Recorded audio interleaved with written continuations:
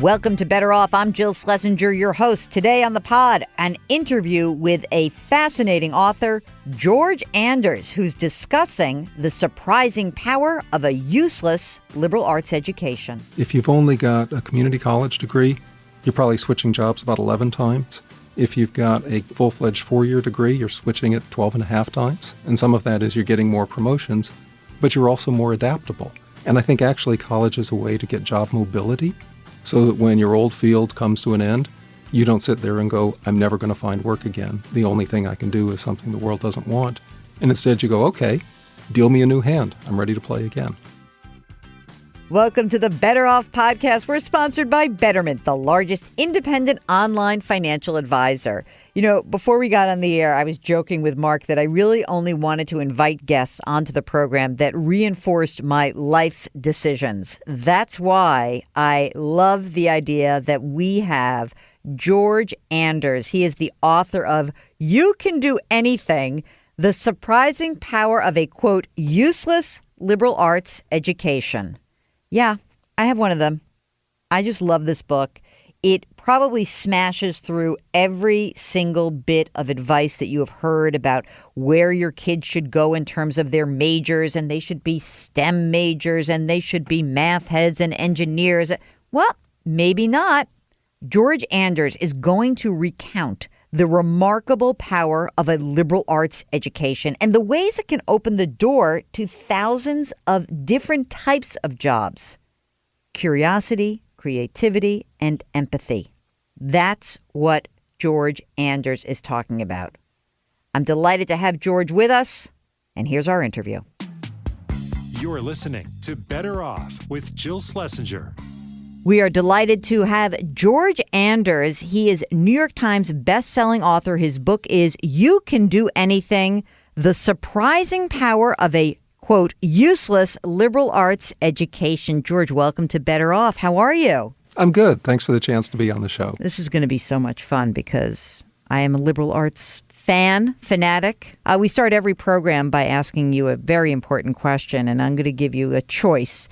You can tell us your best financial or career decision that you have ever made. So I'll give you best financial. We moved to California in 1997. The only time that both my parents and my wife's parents have given us exactly the same advice was on housing, and they said, stretch, buy yourself as much home as you can.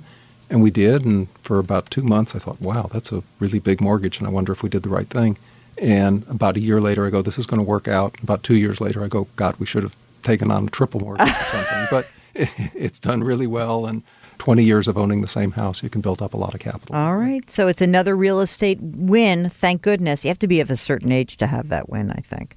Okay. So, George, why did you feel the need to write this book, The Surprising Power of a Useless Liberal Arts Education, or You Can Do Anything being the main title? So a lot of the trigger, I'm an alum of various schools, and I get a lot of people who are a year or two out who find me in the alumni directory, and they know I'm doing something in the world of writing and media, and they call me up and say, hey, can you straighten me out about my career?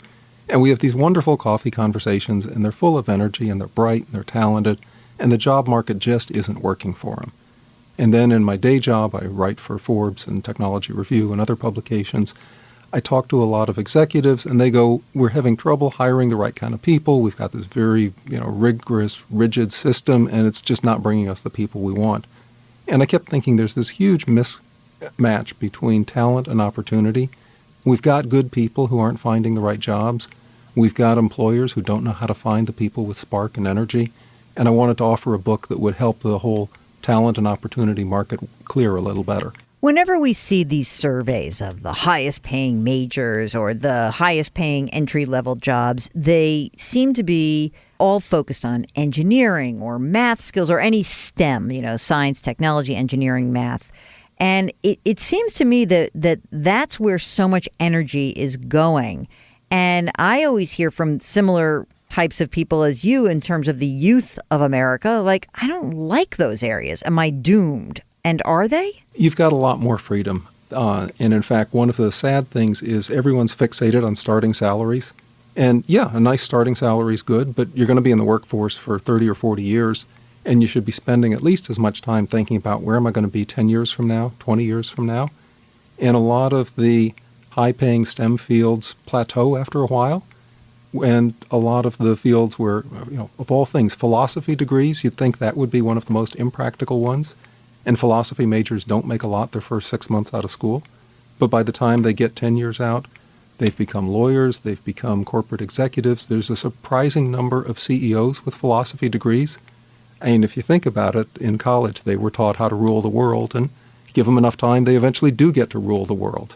So there are a lot more opportunities than people think, and we've sort of shortchanged a whole generation by getting people to think about nothing except the starting salary. And of course, I know that, certainly on this program, we hear from younger professionals who are servicing all that debt. And they're really uptight about it. And I think that's why they are focused on that starting salary. Is that the original sin in this process, that we have all these young professionals starting out with a big load that is weighing them down, and they do go for that highest starting salary? I think that shortens everyone's time horizon. When you've got an interest payment that's due in 30 days, it's hard to think 5 years or 10 years. So we could have a whole conversation about how to get through college without as big a debt load.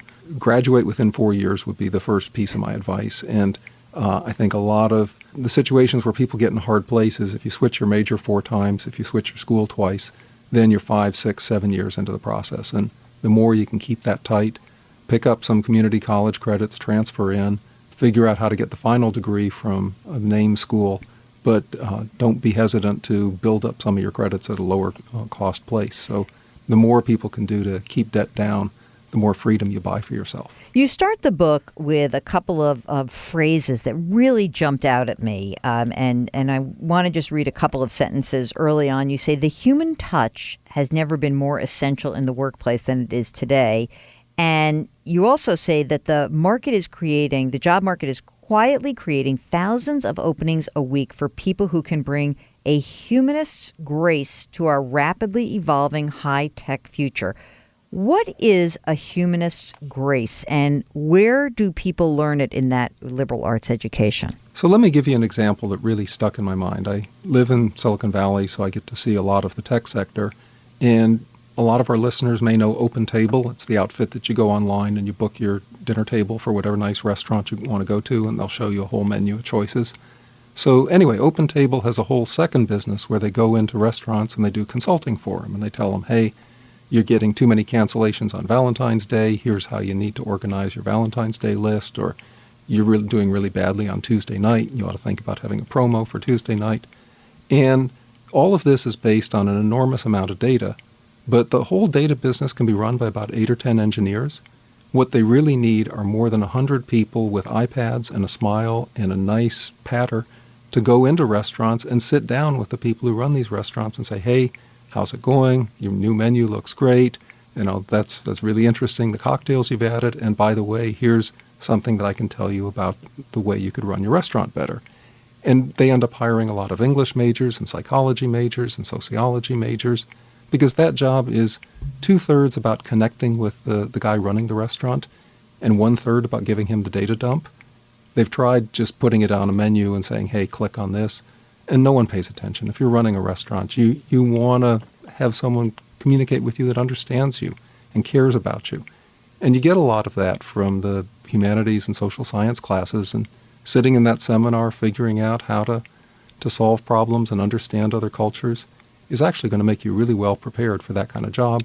You only need a college degree for it. It pays $90,000, $100,000 a year. And it's a great opportunity, and it's the kind of thing that's missing from the conversation about what can you do with your degree. The industry is full of opportunities like this. You also talk about a couple of skills that maybe those in the liberal arts or, as you said, sitting in a seminar or even thinking about what you're writing about, whether it's art history or 20th century British fiction. You talk about how important it is to listen, read the room. You basically talk about how getting different people on the same page. You call it the rapport sector. And I read those different pieces. I thought, this guy basically says that if you get a liberal arts degree, you basically have the essential skill set of a salesperson. I mean, when I think about really wonderful salespeople or anyone in any managerial role, those are the things that matter. Listening, reading the room, and building rapport. Why is it that a liberal arts degree or someone in that major is more likely to have those skills than someone in, say, STEM areas? So in almost any liberal arts field, you spend a lot of time thinking about people with very different values and cultural backgrounds than yours. And you can get this in the classics, thinking about ancient Athens and Sparta. You can get it in sociology, thinking about people who are in prison. It doesn't matter what population you're studying. You're starting to figure out, hey, these people think differently than me. They value different things. They come out of a different heritage. What do I need to do to connect with them? And when you talked about these being good skills for sales, I would argue that to some degree we're all in sales. Mm-hmm. And if you look at who's in Congress, who's the mayors of the city, who are the governors, politics is about bringing people around to your point of view or incorporating some of their ideas. If you look at who's running the big foundations, they've got to figure out how to, bring charity into the world.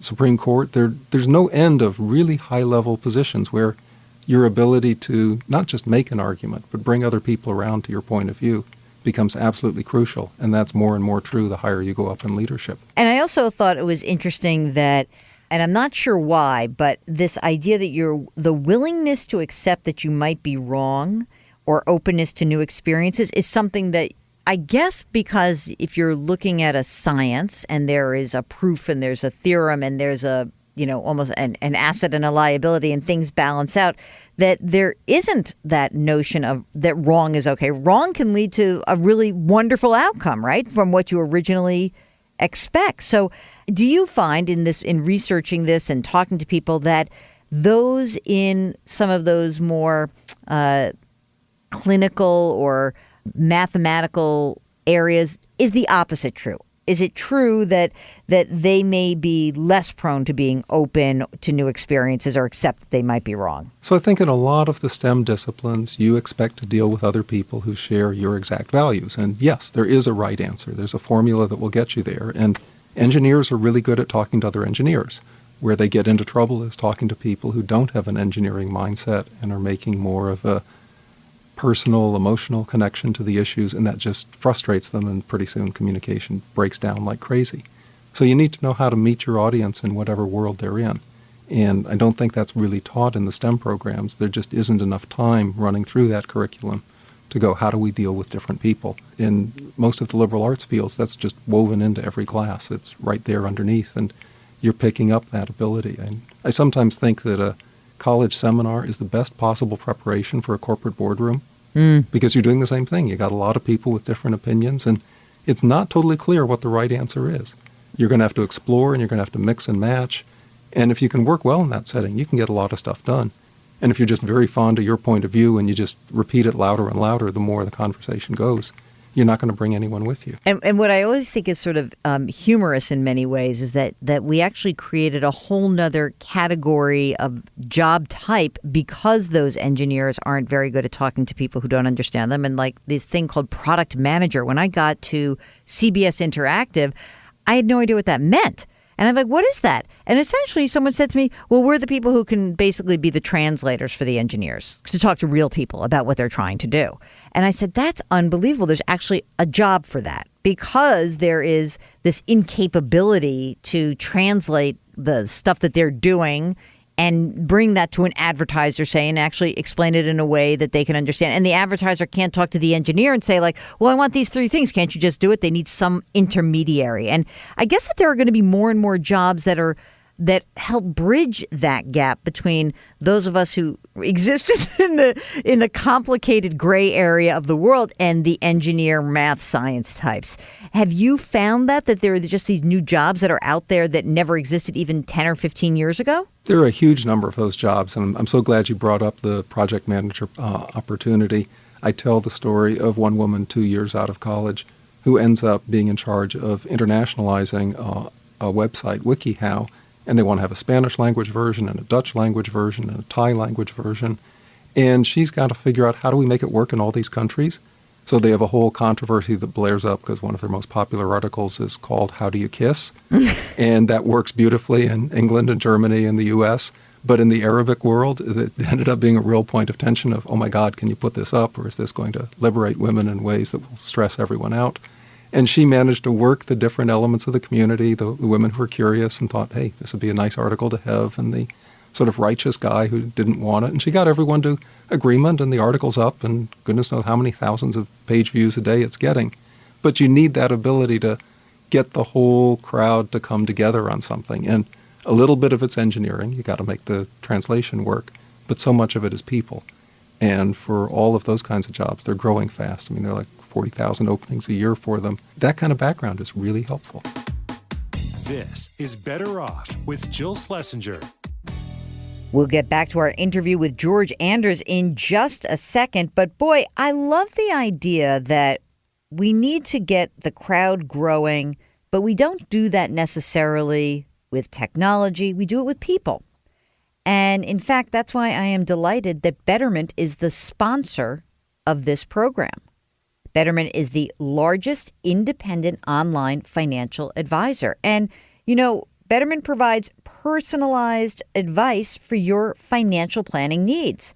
Based on the information that you tell them, they make tailored recommendations on decisions like how much to invest, how much risk to take on in your portfolio, and the type of an investment account you should have. It's a cool thing because Betterment is giving you a clear view of your net worth and looks at your overall picture. All you have to do is sync your outside accounts like bank accounts and other investments, and then Betterment's going to show you how much your outside brokerage accounts are costing you in fees and uninvested cash. All of the technology that they're using is helping to make investing easier. Right now, Better Off listeners can get up to 6 months managed for free. For more information, visit betterment.com/betteroff. Betterment, rethink what your money can do. And now back to our interview with George Anders. Obviously, in this kind of economy, one which is so different than, say, our parents' economy, where, you know, you worked for a company for 45 years and I was about to say graduated, you retired, you had a pension, that was it. We are going to have lots of different jobs. And you also make the point that there is something about the grit that you develop in some of these liberal arts trainings and backgrounds that maybe make those workers a little bit more capable of transitioning either within an organization and not take that straight career path that I'm going to be an engineer, then I'm going to be an engineering manager, and then I'm going to be a senior engineer. That this is a different kind of employment landscape, isn't it? It really is. And in fact, there's some good data from the Census Bureau that shows that between college graduation and your early 40s, you'll end up having 11 or 12 different jobs. So this ability to retool and start over and pick up a new field is absolutely crucial. And what's really interesting about the numbers is if you've only got a community college degree, you're probably switching jobs about 11 times. If you've got a full-fledged 4-year degree, you're switching it 12 and a half times. And some of that is you're getting more promotions, but you're also more adaptable. And we traditionally think of college as a way to get job security. And I think actually college is a way to get job mobility so that when your old field comes to an end, you don't sit there and go, I'm never going to find work again. The only thing I can do is something the world doesn't want. And instead you go, okay, deal me a new hand. I'm ready to play again. And getting back to your earlier point, you also say that fixating on these starting salaries, quote, blinds us to the value of mobility. Can you talk a little bit more about that? What is it that we're not giving those kids who are coming out? What are we robbing them of? Not just that, you know, you could make more over time if you have a little bit more creative, but what else about that starting salary is really keeping people locked into a job that maybe they don't even like? So another thing that's really essential, and this pairs with it, is the ability to create your own job and to build something in a zone that's unknown. So I tell the story of Andy Anderegg, who was a fine arts major from Kansas, and she liked writing short fiction, and no one was publishing her stories. So she ended up going to work for Groupon and writing those crazy little teasers of, you know, come to the bowling alley and, you know, we'll do all the things that you're going to do there. And it was paying like $33,000 a year. But the next thing she does is she goes, you know what, we need a training program for other new writers like me. And we need a campus recruiting program. And pretty soon she's, you know, her salary's up 40-50% because she's created more opportunity. They need someone to run the whole writing program. She becomes the managing editor.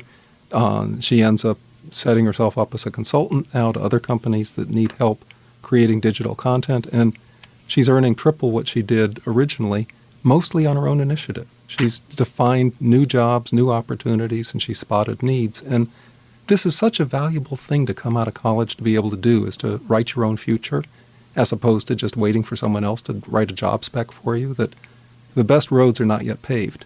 And you need that ability to find a road that other people don't yet see and to build a career there. And you can do very, very well. I'm sitting here in a studio, and we're speaking remotely because you're in a studio in the Bay Area, and we're in New York, and I'm looking at my producer, Mark, through my glass, and I think of him when you talk about that, creating an opportunity where none existed. And very early on, I met him when we both were at CBS News, and he was working in the radio division, and he was sort of getting sick of the news cycle. And one of the things that he would talk to me about is, if you ever do a radio show, I want to be your producer. And I ended up doing a radio show, and he became my producer. And then he was very early on in saying, we got to do a podcast. We got to turn this into a podcast. But he planted the seed in me. And of course, I knew that was what I wanted to do. But when we launched the podcast, I basically said to him, okay, quit your job. Quit your other job, because now I need you. And you're the man.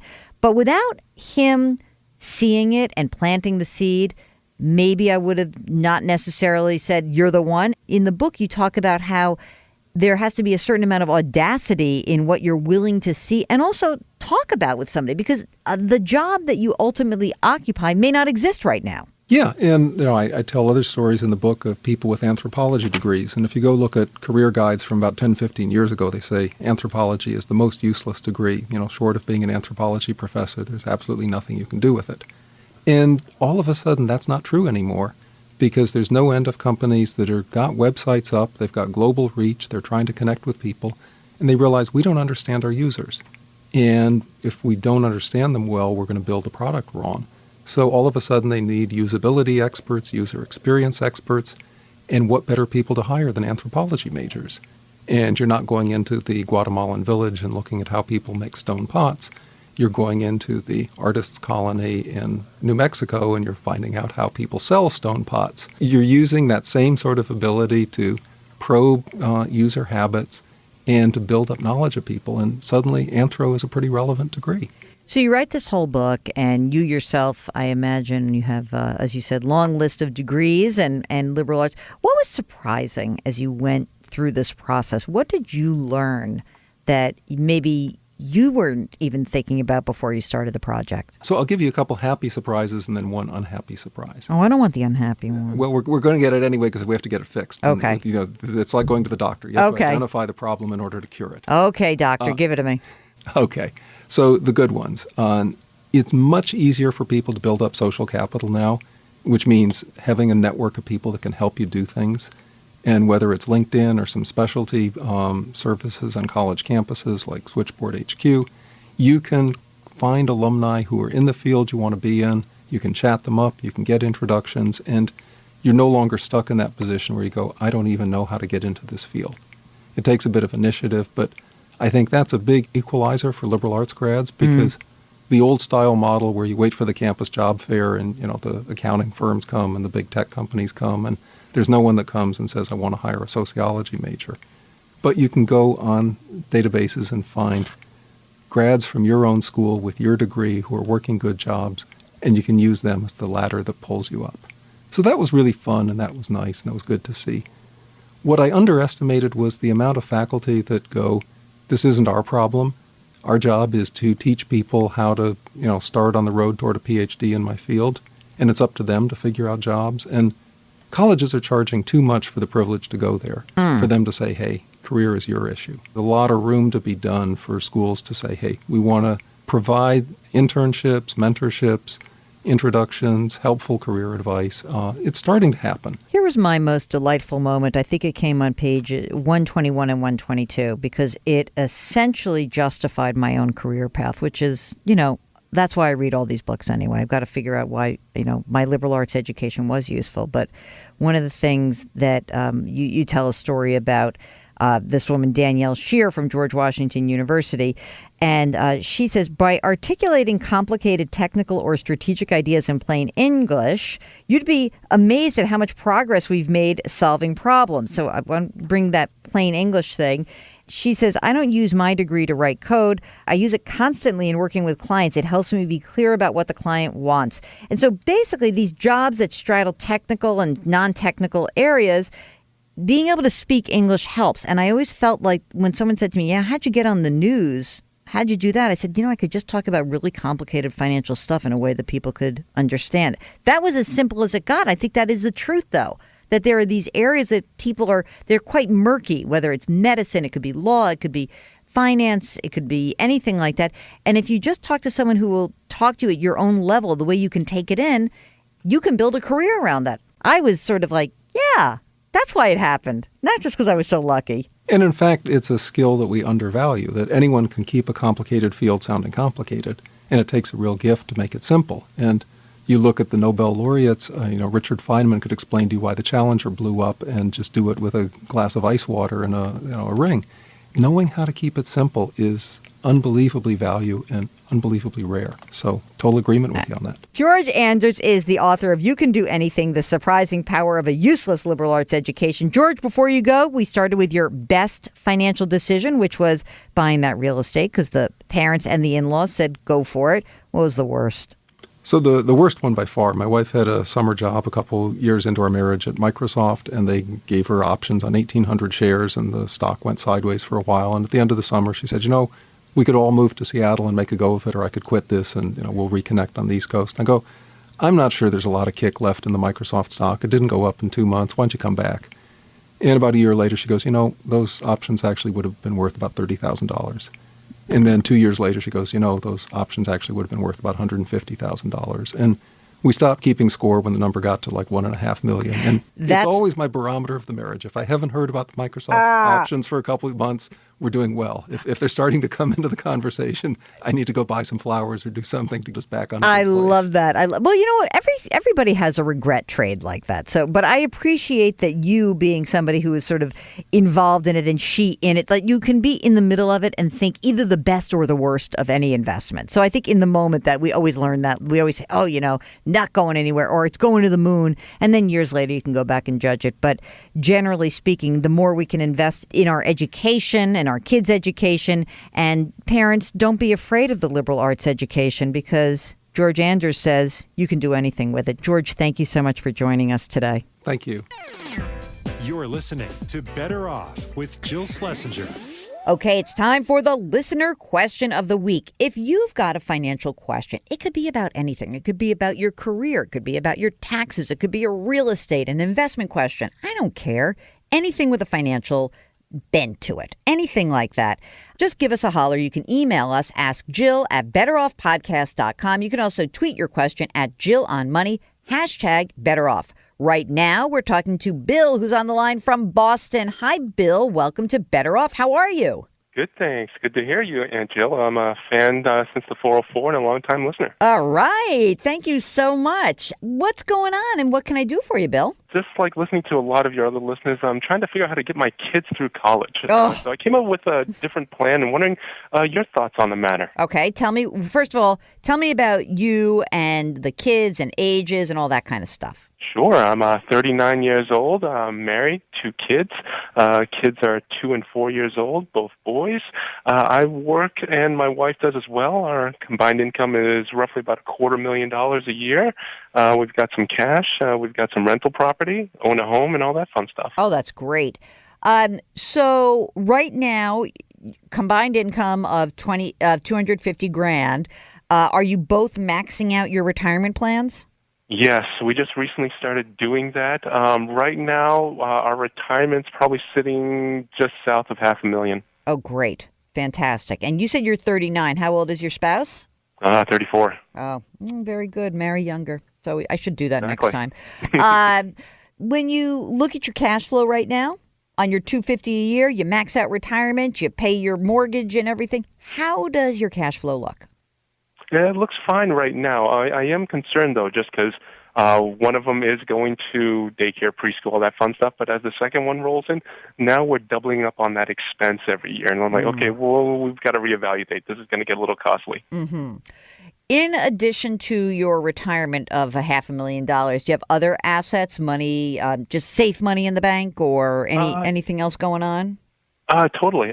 We have cash and cash equivalent accounts. So that's roughly about $250,000. So what I mean by cash equivalents is like your Vanguard, your T. Rowe Price, things like that. Hold on a second. You don't mean cash and cash equivalents. You mean cash and mutual funds, right?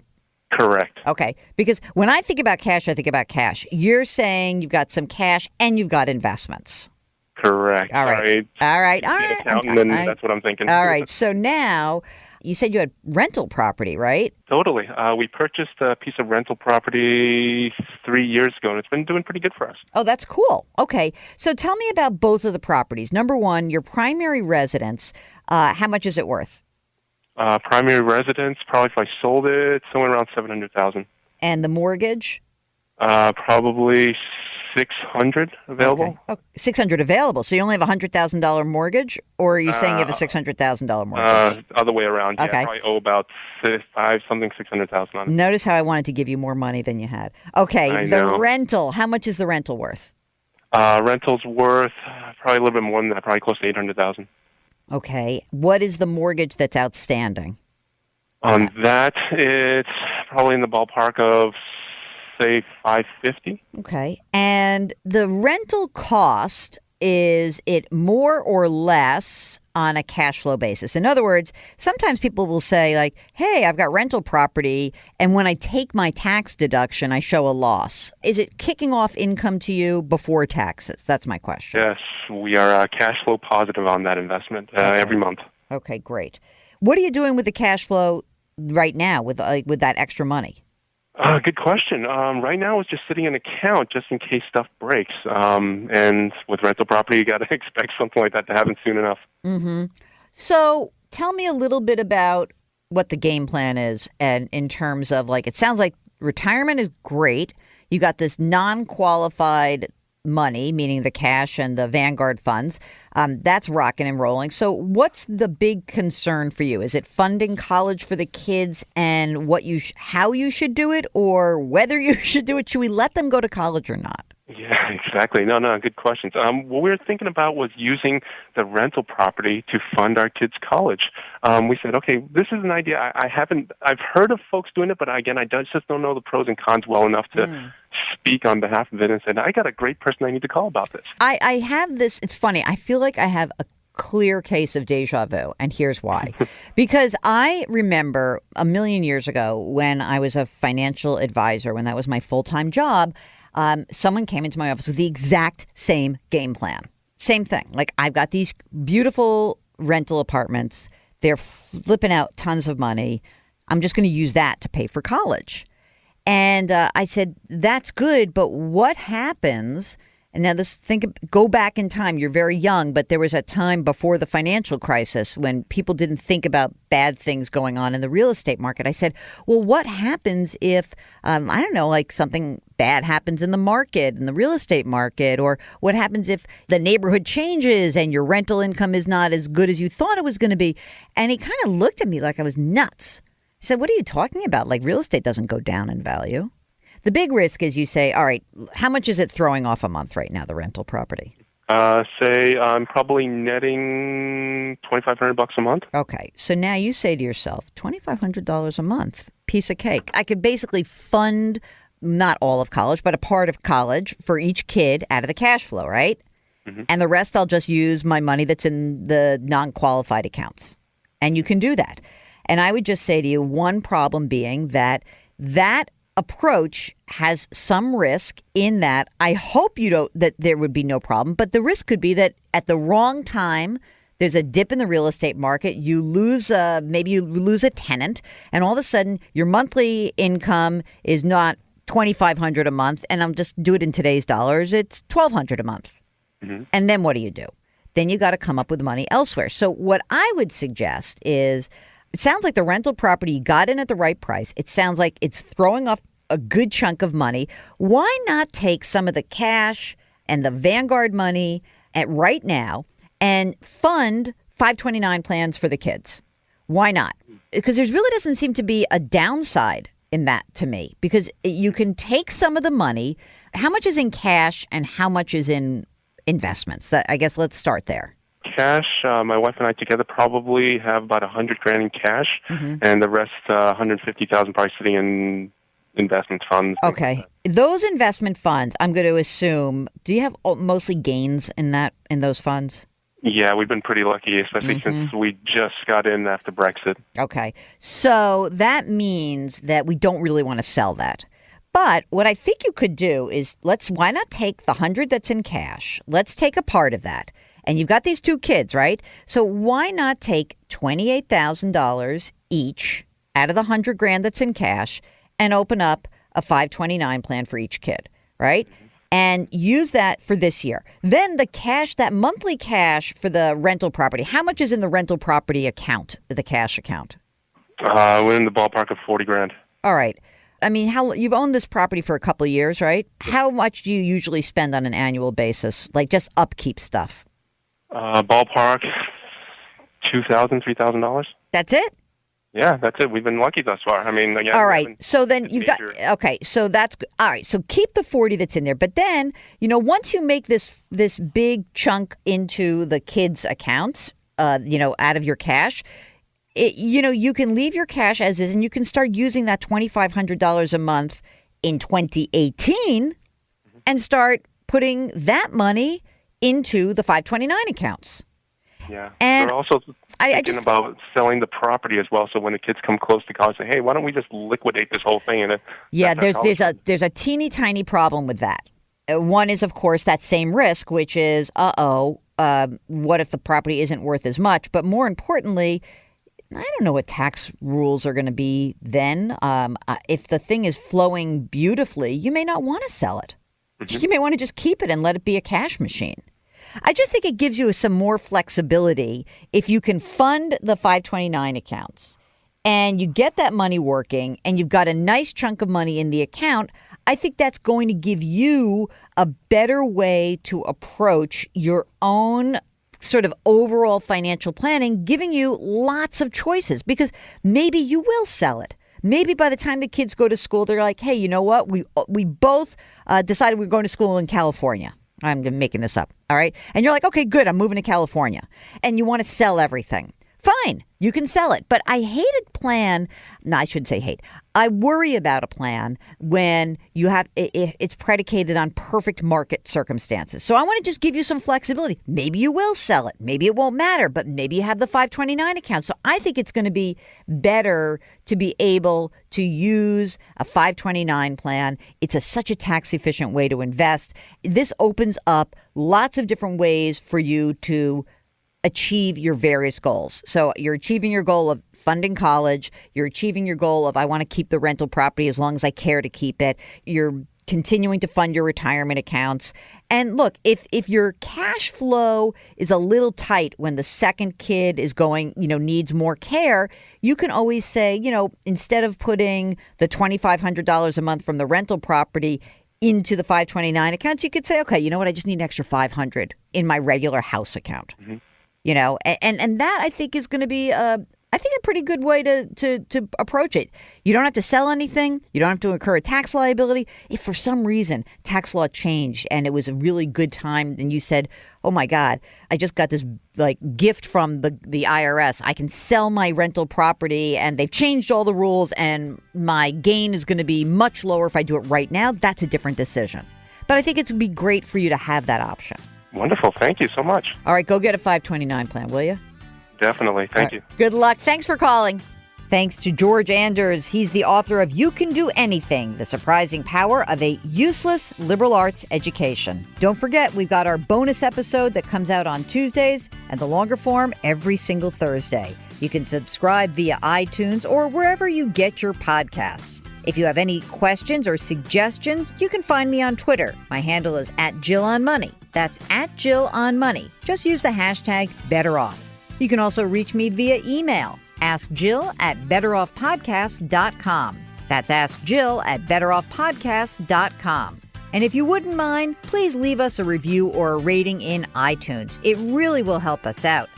Better Off is sponsored by Betterment. Our music is composed by Joel Goodman. Mark Delarcio produces. I'm Jill Schlesinger. See you next week.